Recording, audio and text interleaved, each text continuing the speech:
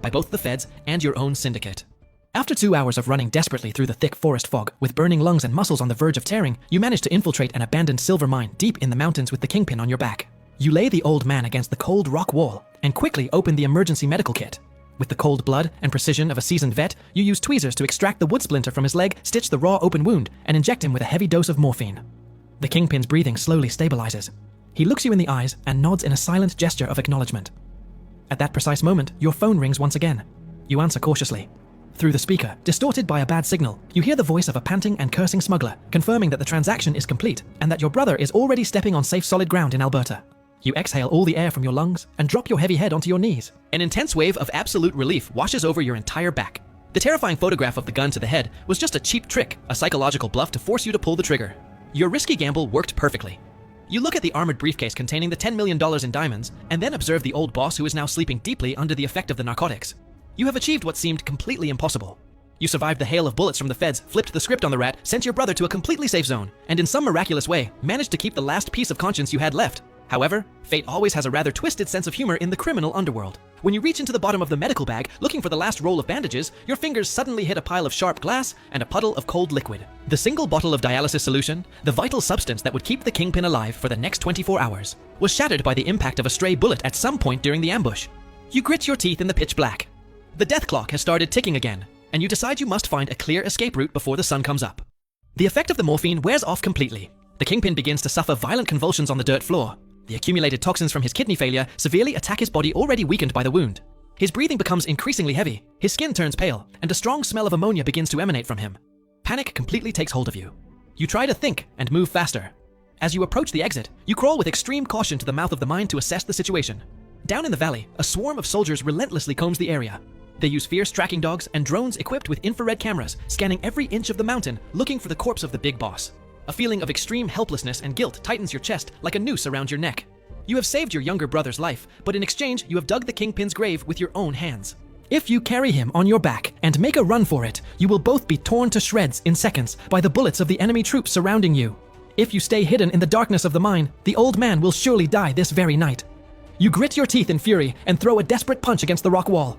All your extraordinary efforts to hold on to even a shred of conscience have now turned into a cruel and ruthless joke of fate.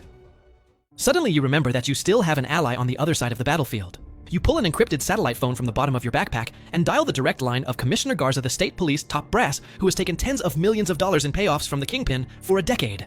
Someone answers. Without hesitating for a second, you make him an offer he cannot refuse. You tell him you have a briefcase with $10 million in pure diamonds and that you need an unmarked medical chopper at the Old Stone Church on the South Slope in exactly 20 minutes. Garza's voice sounds monotone and chillingly cold through the satellite signal, confirming that the rescue team will arrive on time. You hang up the phone.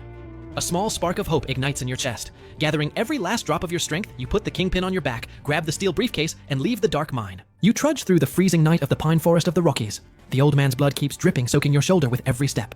Finally, the silhouette of the ruined stone church appears in a clearing. The deafening roar of a helicopter's blades echoes in the distance until it reaches your ears. You look up at the sky and force a smile, whispering with relief that they have finally arrived, that you are going to survive. But that joy fades in an instant. Behind you, the furious barking of tracking dogs rings out. The feds have caught up to you. The pilot yells from the air that he has absolutely no intention of landing under enemy fire.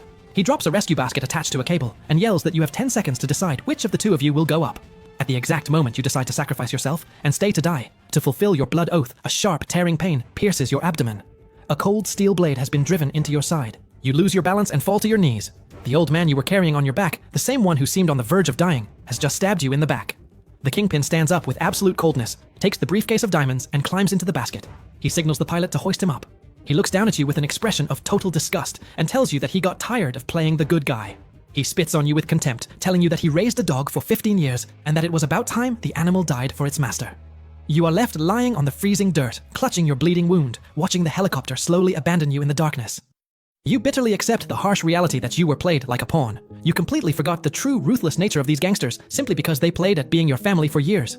The wound in your stomach is too deep, and the blood loss is massive. You can feel your body slowly growing cold on the dirt.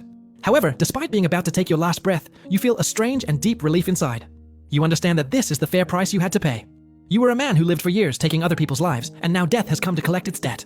You feel lucky that at least your little brother is safe in another country. And you, a simple hitter born in the misery of the projects, have fairly settled your 15-year blood oath by giving up your own life. Meanwhile, in the helicopter's basket, the Kingpin smiles arrogantly. Despite the unbearable pain of his illness, he is euphoric because he believes he has avoided spending the rest of his life rotting behind bars. But his victory is very short-lived. At the exact moment the helicopter lands, it is immediately surrounded by dozens of heavily armed cops. Commissioner Garza has betrayed him in the worst possible way. The officer is a man dominated by absolute greed, so instead of choosing just the $10 million, he decided to keep the $10 million and also take the immense political glory of capturing the biggest drug lord. The old boss lets out a blood-curdling scream full of extreme rage and frustration, which triggers a massive heart attack. He dies writhing in terrible and lonely agony. He spent his entire life building an empire on deceit and betrayal, and in the end, he met his pathetic death choking on his own poison.